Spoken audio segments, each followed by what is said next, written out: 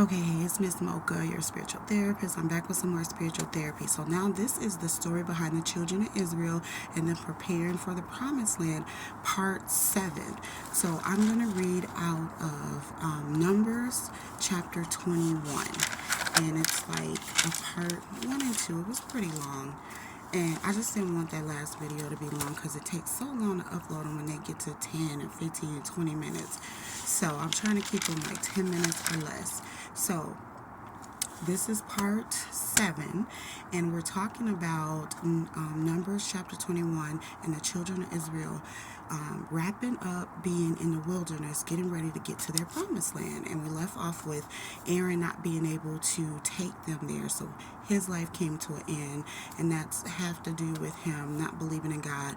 Moses, he also said, would not take them there, but Moses still has more of a journey to do, and then I'm pretty sure he will pass away. So let's continue reading. So, well, my notes anyway. So chapter 21 talks about the king of Canaan. So Canaan is the land that God had promised them.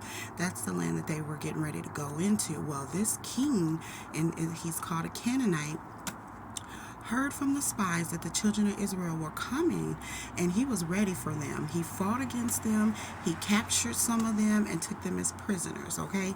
And so then the Israelites made a vow to God where they were saying if God would just deliver the Canaanites in their hands, they would utterly destroy, them and their cities. So God had heard them, he listened, and he delivered up the Canaanites to the Israelites. And the Israelites utterly, which I didn't know what utterly meant. Okay, I've heard it, but I'm like, let me look this up real fast. And so I looked up the thesaurus, and it means completely. Like, I didn't know that. So yes, the Israelites completely destroyed the Canaanites and their cities.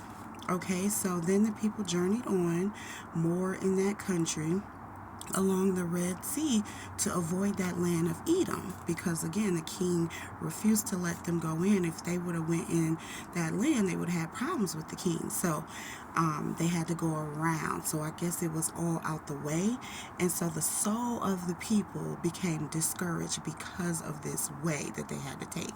So they spoke against God and Moses again, complaining about having no bread, food or water, and about how their soul hated the bread that he had given them. So again, they were making their complaints, murmuring, griping, and so this makes the Lord angry. So he sent fiery snakes, so like venomous, poisonous snakes, to the people, and they bit the people, and much of the people of Israel died.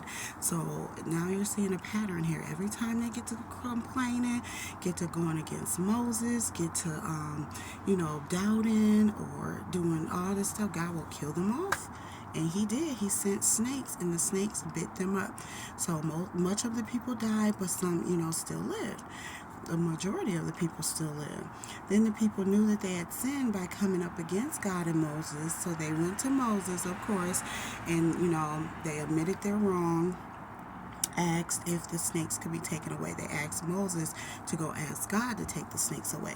So Moses prayed for them, and God allowed the people who were bitten to live, and so that was like the first part of 21.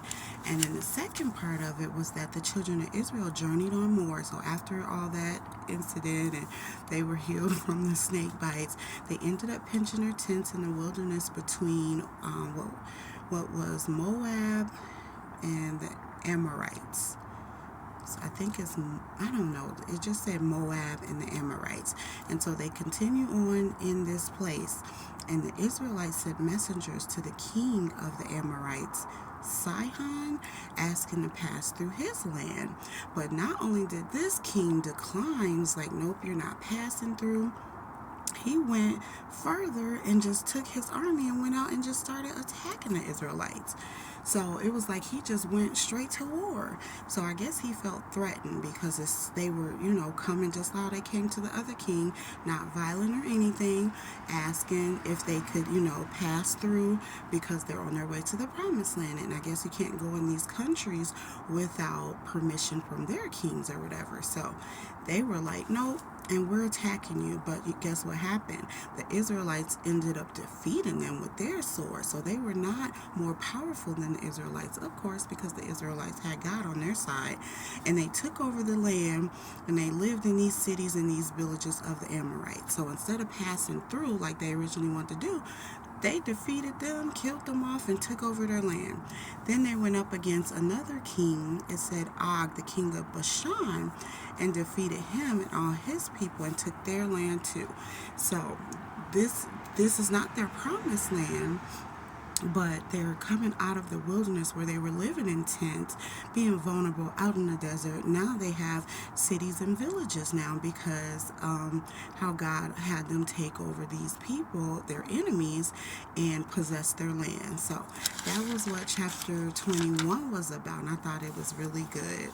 But yeah, every time they get to complaining, griping, having no faith, disbelief, God kills them off. So we need to learn from that, that God do not play with us when it comes to believing in Him, trusting Him, knowing, of course, He was going to give them food and water. He been giving them food and water.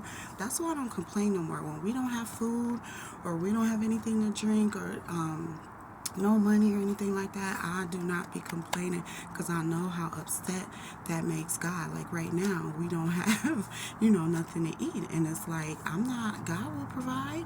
I already know He's going to provide. He already said in His word, we shouldn't worry about what we're going to eat, drink, or wear because He got us. He know we have this need. The Gentiles sought after those things. The chosen ones are not supposed to seek after that. We're supposed to know that we're going to get fed. So, I ask around, but if no one wants to help me, especially like, who should help me, if they don't help give me food, what can I do? So I'm going to sit here and I'm going to wait till God provide. That's what I do. I never complain no more. I don't get upset. I don't stress out. I just let God provide. So I don't even try to do it in my own strength. I'll sit and wait all day until God tells me. And if nothing has happened, then I might ask around. And if no one can help me, then I'll just, keep waiting until God provides. But I never complain. I never get mad. I never fuss or do all that anymore about food and water and stuff because I know God knows and He's going to provide it. So that's what I learned, and I think we all need to be learning that from the children of Israel because He does not like when you doubt Him or not trust Him. So all right, that is it for what I have for that. I'm going to come back with a video about Miriam because I think it's important. I just want to get that out the way of who she is because I didn't remember. It really didn't go in much detail about her. So I'll make a video about that. It's going to be short and sweet too. So always, thanks for listening.